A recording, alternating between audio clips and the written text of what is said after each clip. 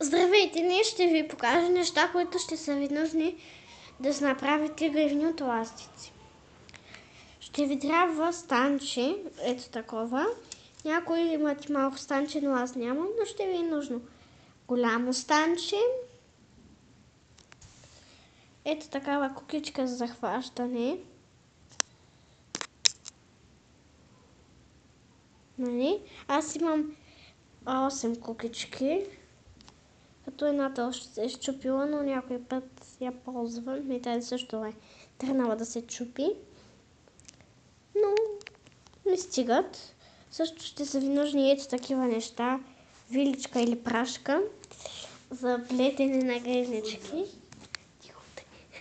Аз имам доста. Ето една, две, три. Ето имам синя, лилава и червена, да са с очи и уста. И имам три, ето, еднакви розовички. И имам три еднакви зелени кукички и две еднакви зелени. И също ще ви трябва ето такава закопчалка за плетене на гривнички. Кукичка аз имам доста. Така ще ви трябва такива неща. Станче голямо. Такава кукичка и малка. Сега ще ви покажа неща, които са ми оплетени от ластици. Ето ги всичките. Те са доста наистина. Много съм плела. И са доста хубави. Сега ще ви покажа моите една от любимите ми, така най-хубавата. Една от най-хубавите. Принцип ми е тая. Сега може би заради камерата хубаво не се вижда, но на живо е много красива.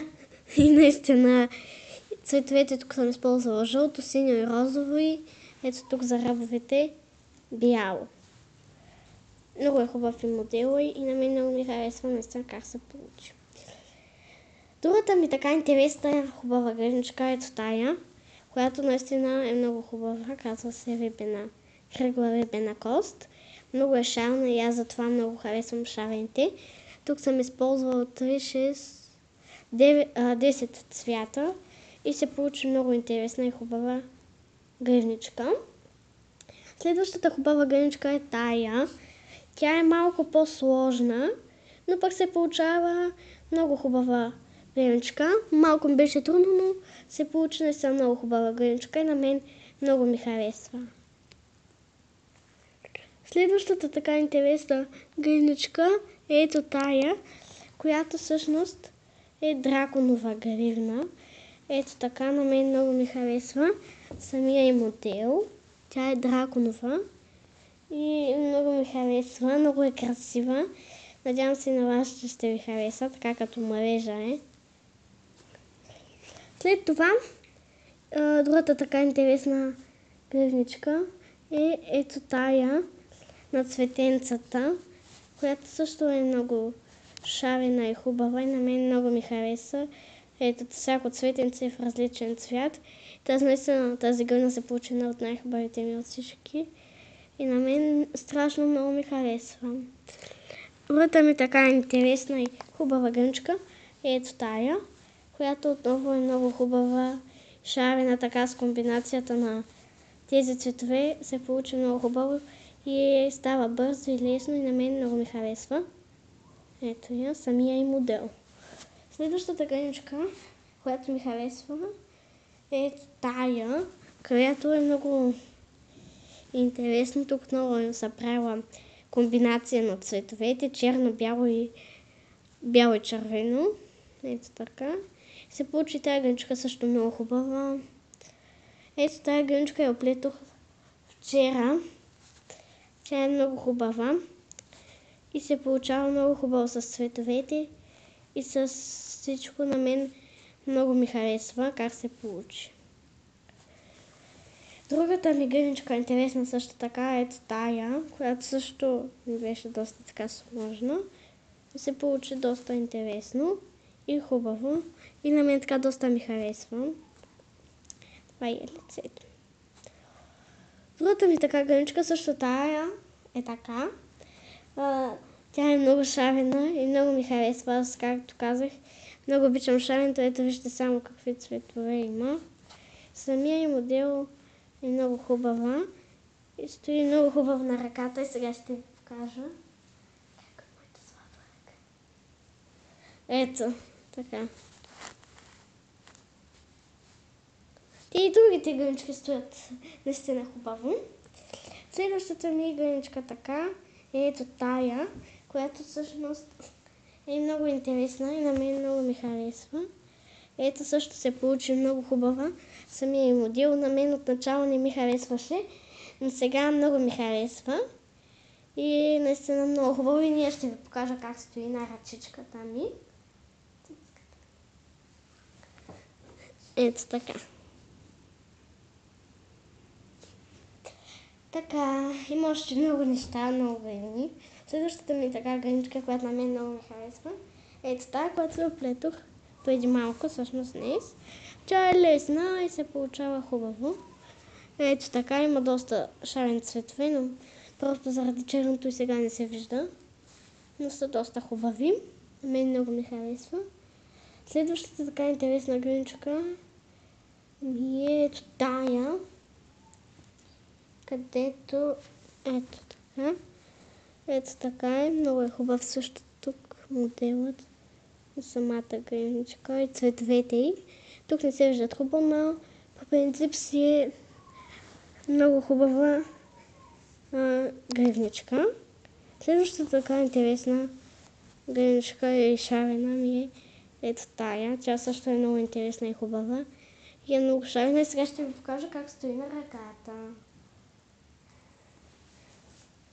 Ето я. Така, продължаваме нататък. Следващата гъничка е ето тая, която също се получи много хубавичко. И на мен много ми харесва. Тук съм използвала черно и бяло. Самия модел на гънята е много хубав.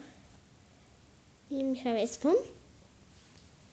Така, следващата гъничка ми е ето тая, която е много известна и популярна. Тя е рибената кост. Тя е обикновена. И както знаете, лесна. Следващата ми гъничка е ето тая. Тя също е обикновена вече и не е толкова популярна. Ето тая гъничка пак ми е доста интересна. Тя е на едни топченца, така като бомбончета. Шарени и се получи доста интересно. И ето тая гъничка е много интересна.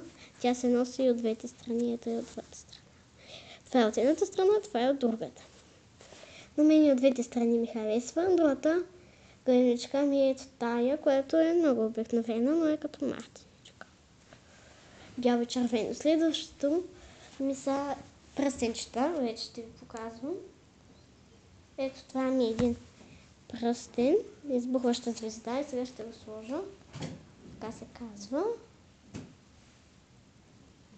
Какво кажи? Чуна, мама.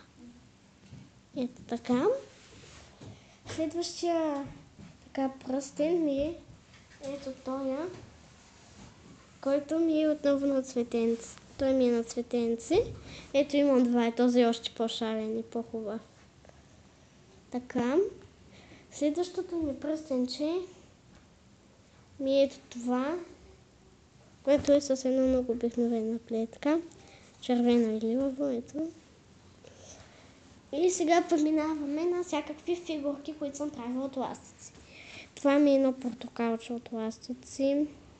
Това са ми плодчета. Ето черешки, бананче. Аз имах и ананасче, но го развалих. Това ми е играчка за ухата, топче. Това ми е една пиротка, много сладка и хубава. Това е миньонче от ластици. Много интересно. А това е за Коледа елха от ластичета правих. И тук съм направила от ластици буквички. Буквичката Г. И буквичката, моята буква А. Малко не съм си я поправила. Виждате долу, ето така изглежда. И Г. И така, това са всичките неща, пръстени, гривни и фигурки оплетени от ластици. Ето тук ги държа.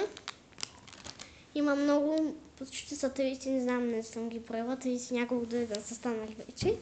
И нещата за плетене на гранички. Ви показах в това видео. Надявам се видеото да ви е харесало. Може да го харесате, да се абонирате за моя канал. И така, това беше всичко от мен. Очаквайте още клипчета. Но за сега това е. Благодаря ви. Чао!